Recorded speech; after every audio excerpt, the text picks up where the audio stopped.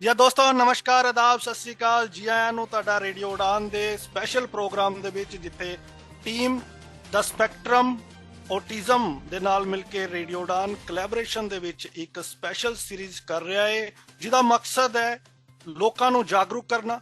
ਇਹ ਖਾਸ ਜੋ ਉਪਰਾਲਾ ਕੀਤਾ ਜਾ ਰਿਹਾ ਹੈ ਉਹ ਕੀਤਾ ਜਾ ਰਿਹਾ ਹੈ ਇੰਟਰਨੈਸ਼ਨਲ ਮਦਰ ਲੈਂਗੁਏਜ ਵੀਕ ਯਾਨੀ ਅੰਤਰਰਾਸ਼ਟਰੀ ਮਾਂ ਬੋਲੀ ਹਫਤਾ ਮਨਾਇਆ ਜਾ ਰਿਹਾ ਹੈ। ਉਹਦੇ 'ਚ ਸਾਡਾ ਉਪਰਾਲਾ ਇਹੀ ਹੈ ਟੀਮ ਸਪੈਕਟਰਮ ਔਟਿਜ਼ਮ ਦਾ ਤੇ ਰੇਡੀਓ ਉਡਾਨ ਦਾ ਕਿ ਜੋ ਲੋਕ ਰੀਜਨਲ ਲੈਂਗੁਏਜ ਦੇ ਵਿੱਚ ਆਪਣੀ ਮਾਂ ਬੋਲੀ ਦੇ ਵਿੱਚ ਸਮਝਣਾ ਚਾਹੁੰਦੇ ਆ ਡਿਸੇਬਿਲਿਟੀ ਨੂੰ ਉਹ ਕੀ ਹੈ, ਅਗਰ ਉਹਨਾਂ ਦੇ ਘਰ ਅਨਫੋਰਚੂਨੇਟਲੀ ਕੋਈ ਡਿਸੇਬਲਡ ਹੈ, ਉਹਨਾਂ ਕੋਲ ਕੋਈ ਜਾਣਕਾਰੀ ਨਹੀਂ ਹੈ ਤੇ ਉਹਨਾਂ ਨੂੰ ਜਾਗਰੂਕ ਕੀਤਾ ਜਾਏ ਕਿ ਤੁਸੀਂ ਸਾਡੇ ਸ਼ੋਅ ਦੇ ਮਾਧਿਅਮ ਸੁਣ ਕੇ ਜਾਂ ਇਹ ਸ਼ੋਅ ਅਗਰ ਤੁਹਾਡੇ ਆਂਢ ਗੁਆਂਢ 'ਚ ਜਾਂ ਰਿਸ਼ਤੇਦਾਰ 'ਚ ਕੋਈ ਡਿਸੇਬਲਡ ਹੈ ਤੇ ਹਾਲੇ ਤੱਕ ਉਹ ਜਾਗਰੂਕ ਨਹੀਂ ਨੇ, ਉਹਨਾਂ ਦੇ ਬੱਚੇ ਘਰਾਂ 'ਚ ਹੀ ਨੇ, ਤੇ ਤੁਸੀਂ ਇਸ ਸ਼ੋਅ ਦੇ ਮਾਧਿਅਮ 'ਚ ਸਾਡੇ ਨਾਲ ਜੁੜ ਸਕਦੇ ਹੋ ਤੇ ਉਹਨਾਂ ਨੂੰ ਇੰਪਾਵਰ ਕਰ ਸਕਦੇ ਹੋ। ਦੋਸਤੋ ਇਸ ਤੋਂ ਪਹਿਲਾਂ ਕਿ ਮੈਂ ਸ਼ੋਅ ਦੀ ਸ਼ੁਰੂਆਤ ਕਰਾਂ, ਇੱਕ ਬਹੁਤ ਹੀ ਇੰਪੋਰਟੈਂਟ ਜਾਣਕਾਰੀ ਤੇ ਅਪੀਲ ਤੁਹਾਡੇ ਸਾਰਿਆਂ ਦੇ ਅੱਗੇ।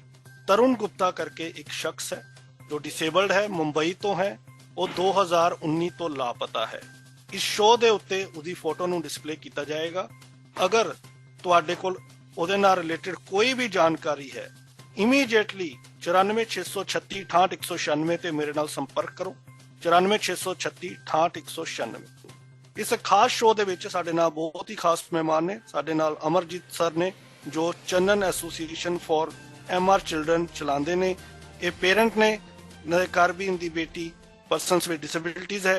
ਉਹਨਾਂ ਤੋਂ ਜਾਣਾਂਗੇ ਕਿ ਉਹਨਾਂ ਦੇ ਐਕਸਪੀਰੀਅੰਸਿਸ ਕਿੱਦਾਂ ਦੇ ਨੇ, ਉਹਨਾਂ ਨੇ ਕਿਸ ਤਰ੍ਹਾਂ ਆਪਣੀ ਬੱਚੀ ਨੂੰ ਪਾਲਿਆ, ਕੀ ਚੈਲੰਜਸ ਉਹਦੇ ਸਾਹਮਣੇ ਆਏ ਤੇ ਉਹ ਸਮਾਜ ਤੋਂ ਕੀ ਐਕਸਪੈਕਟ ਕਰਦੇ ਨੇ, ਕੀ ਚਾਹੁੰਦੇ ਨੇ ਸਮਾਜ ਤੋਂ, ਕਿਸ ਤਰ੍ਹਾਂ ਆਪਾਂ ਤਬਦੀਲੀ ਲਿਆ ਸਕਦੇ ਹਾਂ ਤੇ ਡਿਸੇਬਲਡ ਬੱਚਿਆਂ ਨੂੰ ਇੰਪਾਵਰ ਕਰ ਸਕਦੇ ਹਾਂ। ਅਮਰਜੀਤ ਸਰ ਸਤਿ ਸ੍ਰੀ ਅਕਾਲ, ਜੀ ਆਇਆਂ ਨੂੰ ਰੇਡੀਓ ਉਡਾਨ ਤੇ ਇੱਕ ਵਾਰ ਫਿਰ ਤੋਂ। सत श्री अकाल दानिश जी और डॉक्टर शिवाली।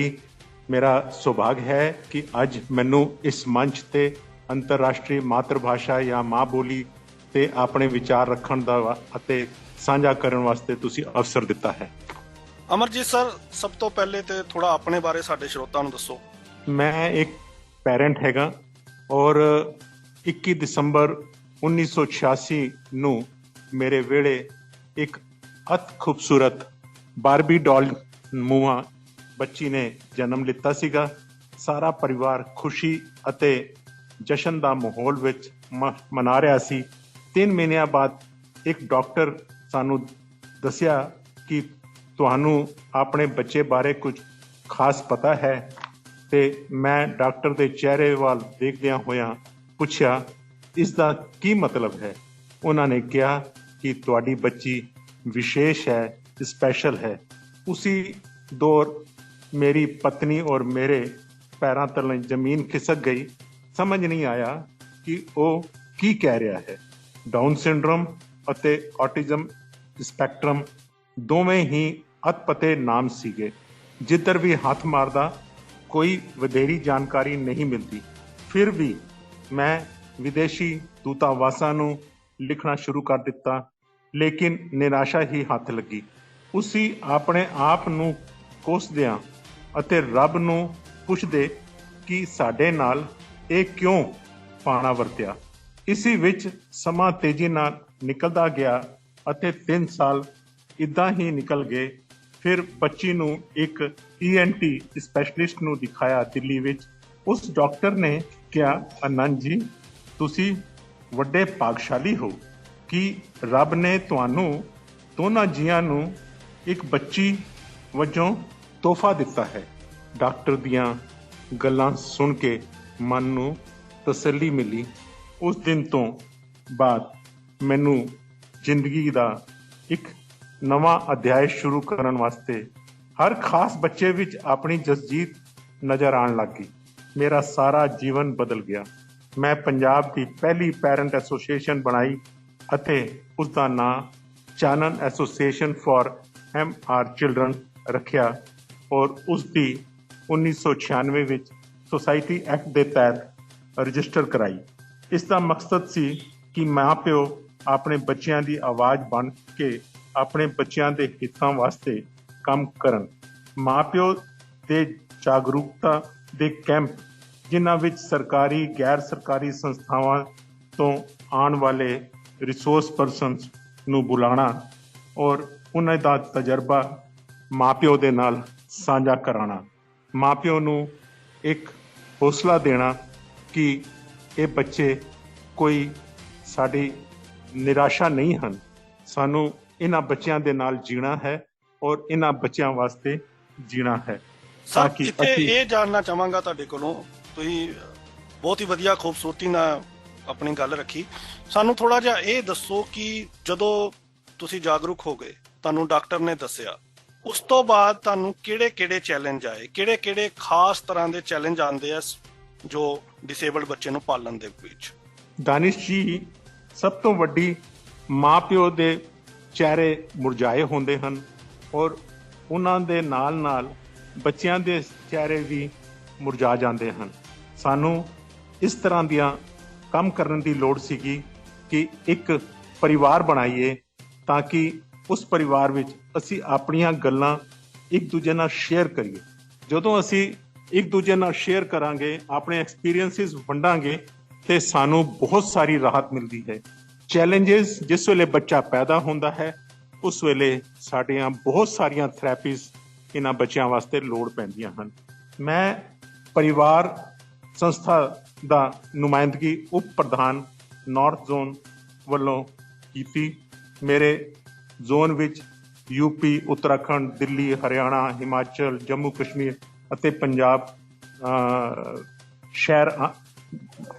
ਸਟੇਟਾਂ ਆਉਂਦੀਆਂ ਹਨ, ਜਿਨ੍ਹਾਂ ਵਿੱਚ ਮੈਂ ਜਾ ਕੇ ਪੈਰੈਂਟਸ ਦੇ ਪਲੇਟਫਾਰਮ ਤਿਆਰ ਕੀਤੇ ਔਰ ਪੈਰੈਂਟਸ ਦੇ ਪਲੇਟਫਾਰਮ ਤਿਆਰ ਕਰਨ ਦਾ ਮਕਸਦ ਇਹ ਸੀ ਕਿ ਅਸੀਂ ਆਪਣੇ ਬੱਚਿਆਂ ਦੀ ਆਵਾਜ਼ ਅਸੀਂ ਆਪ ਬਣੀਏ, ਆਪਣੇ ਬੱਚਿਆਂ ਦੇ ਵਾਸਤੇ ਪੈਰੈਂਟਸ ਨੂੰ ਇੱਕ ਜਾਗਰੂਕ ਕਰੀਏ ਤਾਂ ਕਿ ਉਹਨਾਂ ਦੀਆਂ ਆਉਣ ਵਾਲੀਆਂ ਪ੍ਰੋਬਲਮਸ ਵਾਸਤੇ ਅਸੀਂ ਕੁਝ ਕੰਮ ਕਰ ਸਕੀਏ।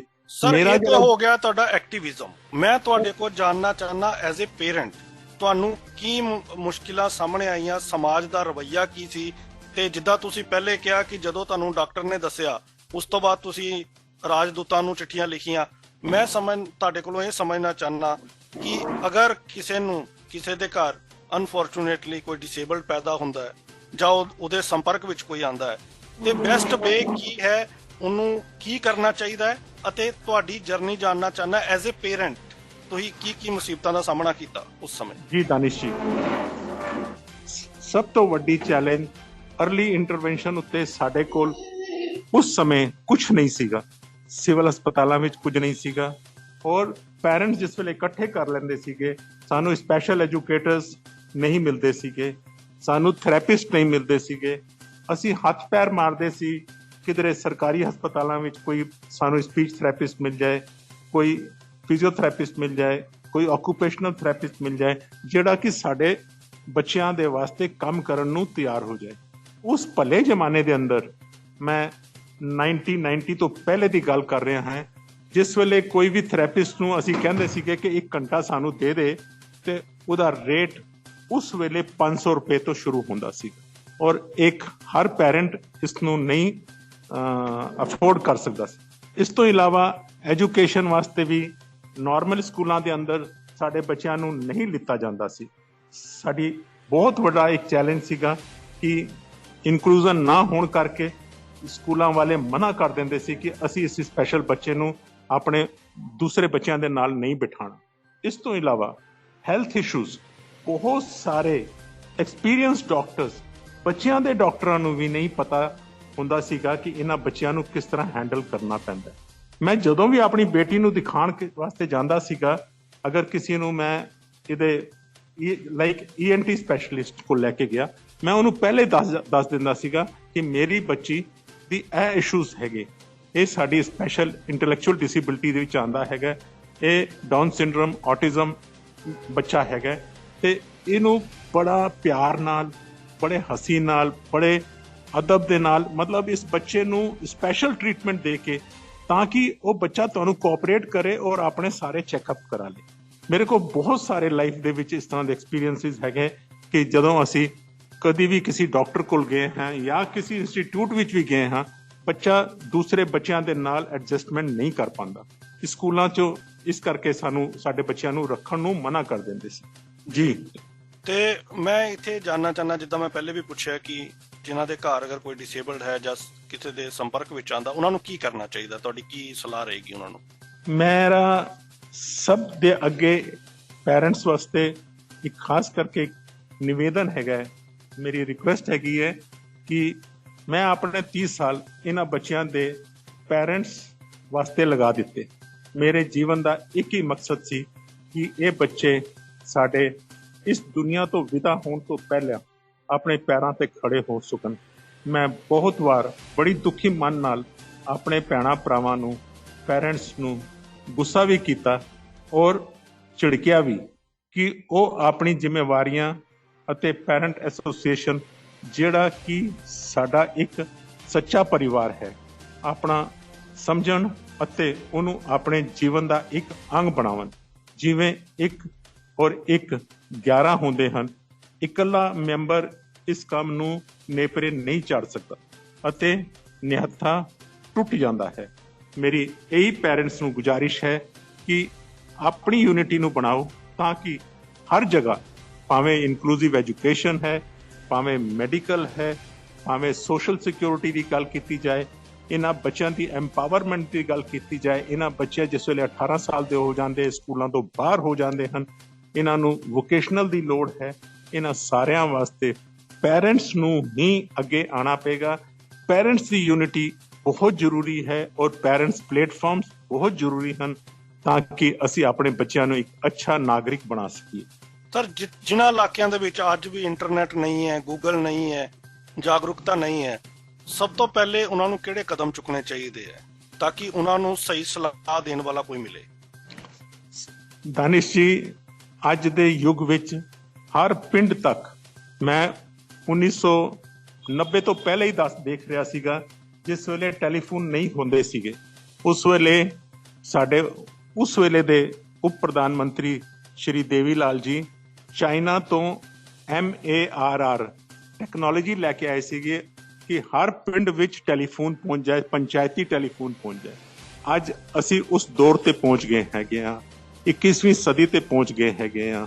ਅੱਜ ਸਾਡੇ ਪਿੰਡਾਂ ਦੇ ਅੰਦਰ ਬਹੁਤ ਸਾਰੇ ਬੱਚੇ ਪੜ੍ਹੇ ਲਿਖੇ ਹੈਗੇ ਔਰ ਸਟਿਲ ਬਹੁਤ ਥੋੜੇ ਪਿੰਡ ਰਹਿ ਗਏ ਹੋਣਗੇ ਜਾਂ ਬੜੇ ਥੋੜੀਆਂ ਜਗ੍ਹਾਵਾਂ ਇਸ ਤਰ੍ਹਾਂ ਦੀਆਂ ਹੋਣਗੀਆਂ ਜਿੱਥੇ ਇੰਟਰਨੈਟ ਨਹੀਂ ਪਹੁੰਚਿਆ। ਫਿਰ ਵੀ ਸਰ, ਹਾਂ, ਫਿਰ ਵੀ ਮਤਲਬ ਕਿ ਸਹੀ ਬੰਦਾ ਕਿਹਨੂੰ ਕੰਟੈਕਟ ਕਰਨਾ ਚਾਹੀਦਾ? ਕਿਉਂਕਿ ਜਿੱਦਾਂ ਅਗਰ ਬਲਾਈਂਡ ਦੀ ਗੱਲ ਕਰੀਏ ਤੇ ਇੱਕ ਸਾਫ਼ ਆ ਜਾਂਦਾ ਜੀ, ਬਲਾਈਂਡਾਂ ਦੇ ਸਕੂਲ ਹੈ ਜਾਂ ਫਿਜ਼ੀਕਲੀ ਡਿਸੇਬਲ। ਲੇਕਿਨ ਜਦੋਂ ਆਪਾਂ ਇੰਟੈਲੈਕਚੁਅਲ ਡਿਸੇਬਿਲਿਟੀ ਦੀ ਗੱਲ ਕਰੀਏ ਤੇ ਬਹੁਤ ਸਾਰੇ ਲੋਕਾਂ ਨੂੰ ਅੱਜ ਵੀ ਨੌਲੇਜ ਨਹੀਂ ਹੈ ਕਿ ਉਹਨਾਂ ਨਾਲ ਸਹੀ ਬੰਦਾ ਕਿਹੜਾ ਹੈ, ਕਿੱਥੇ ਕੰਟੈਕਟ ਕਰਨਾ ਚਾਹੀਦਾ।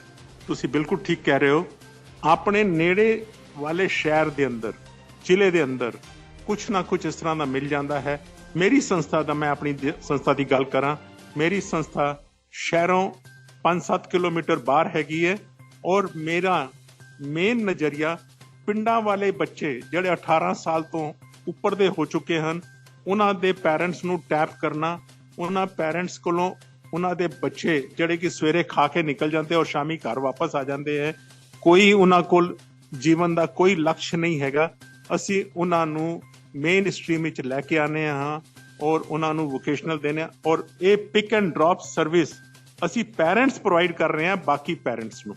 ਇਸੇ ਤਰ੍ਹਾਂ ਬਾਕੀ ਪੈਰੈਂਟਸ ਨੂੰ ਵੀ ਮੈਂ ਹਰ ਵੇਲੇ ਤਿਆਰ ਹਾਂ, ਜਿਸ ਵੇਲੇ ਕਿਸੇ ਨੂੰ ਵੀ ਮੇਰੀ ਲੋੜ ਹੋਵੇ, ਮੈਂ ਉਹਨਾਂ ਦੇ as a guide, as a mentor, ਮੈਂ ਉਹਨਾਂ ਵਾਸਤੇ ਕੰਮ ਕਰਨ ਨੂੰ ਹਮੇਸ਼ਾ ਤਿਆਰ ਹਾਂ।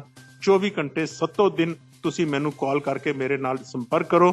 ਮੈਂ ਤੁਹਾਨੂੰ ਪੂਰਾ ਇੱਕ ਮੈਪ ਬਣਾ ਕੇ ਦਿਆਂਗਾ, ਇੱਕ ਬਲੂਪ੍ਰਿੰਟ ਬਣਾ ਕੇ ਦਿਆਂਗਾ ਤਾਂ ਕਿ ਇਹ ਬੱਚੇ ਕਿਧਰੇ ਵੀ ਅਧੂਰੇ ਨਾ ਰਹਿਣ। ਜੀ, ਸਮਾਜ ਦਾ ਰੋਲ ਕਿਵੇਂ ਦੇਖਦੇ ਹੋ ਸਸ਼ਕਤੀਕਰਨ ਦੇ ਵਿੱਚ ਡਿਸੇਬਲ ਦਾ? ਸਮਾਜ ਦਾ ਅੱਜ ਦੀ ਡੇਟ 'ਚ ਕੀ ਰਵੱਈਆ ਹੈ ਤੇ ਤੁਸੀਂ ਕੀ ਚਾਹੁੰਦੇ ਹੋ ਕਿ ਸਮਾਜ ਦੇ ਵਿੱਚ ਕੀ ਤਬਦੀਲੀਆਂ ਆਉਣੀਆਂ ਚਾਹੀਦੀਆਂ?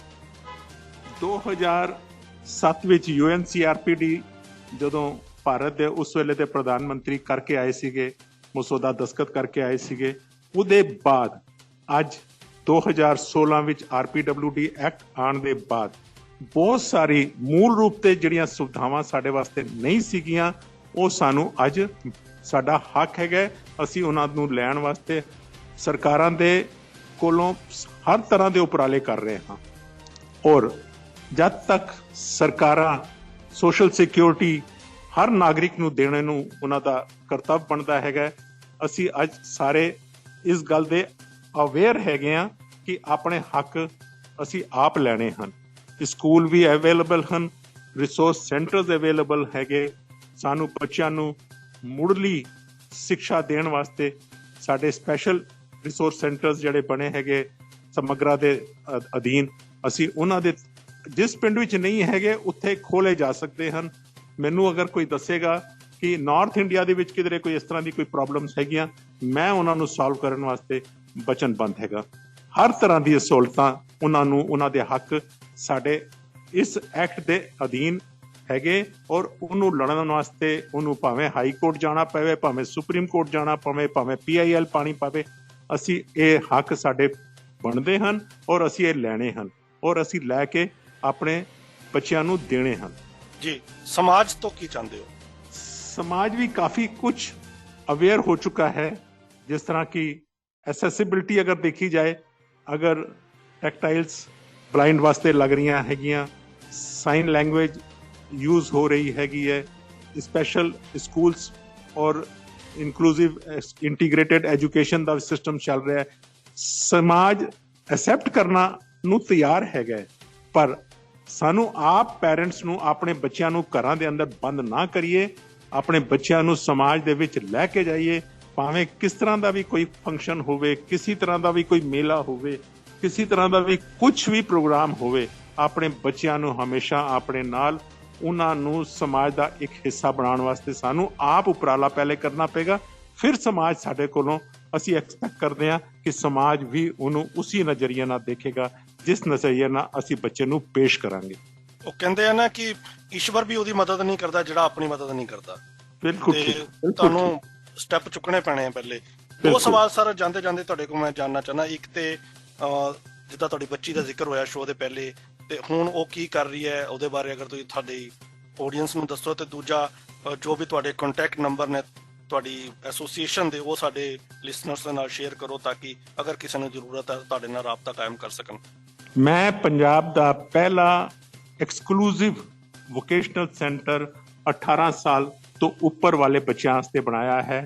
ਇਸ ਵਿੱਚ ਅਸੀਂ ਬੱਚਿਆਂ ਨੂੰ ਟੇਲਰਡ ਪ੍ਰੋਗਰਾਮ, ਸਾਡੇ ਜਿਹੜੇ ਸਪੈਸ਼ਲ ਐਜੂਕੇਟਰਸ ਜਾਂ ਵੋਕੇਸ਼ਨਲ ਟ੍ਰੇਨਰਸ ਹੈਗੇ, ਉਹ ਇੱਕ ਹਫਤਾ 10 ਦਿਨ ਬੱਚੇ ਦੇ ਨਾਲ ਕੰਮ ਕਰਕੇ ਉਹਦੀਆਂ ਜਿਹੜੀਆਂ ਰੁਚੀਆਂ ਹੈਗੀਆਂ, ਜਿਹੜਾ ਉਹਦਾ ਮੇਨ ਹੈਗਾ ਕਿ ਬੱਚੇ ਦਾ ਧਿਆਨ ਕਿੱਧਰ ਹੈਗਾ, ਅਗਰ ਉਹਦਾ ਧਿਆਨ ਅਗਰ ਮੋਬਾਈਲ ਦੇ ਵਿੱਚ ਹੈਗਾ ਤੇ ਮੋਬਾਈਲ ਦੀਆਂ ਉਹਨੂੰ ਅਸੀਂ ਕੰਪਿਊਟਰ ਤੇ ਜਾਂ ਲੈਪਟਾਪ ਤੇ ਉਹਨਾਂ ਨੂੰ ਉਸ ਤਰ੍ਹਾਂ ਦਾ ਪ੍ਰੋਗਰਾਮ ਦੇਣੇ ਹੈਗੇ ਆ।